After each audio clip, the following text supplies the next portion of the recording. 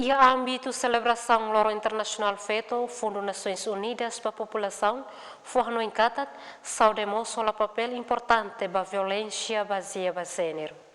Questão ne hatuhusi adjunta representante UNFPA interina iha Timor-Leste, Domingas Bernardo, ba jornalista iha salão siteit manlewana sestane.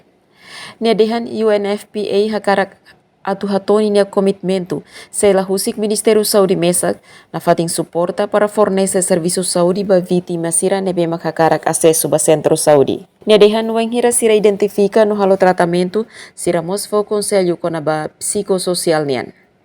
Iha fating hanesang Ministra Saúde Elia dos Reis Amaral informa lorong ne hamutu ko feto hotu iha mundo tomak celebra lorong mundial feto.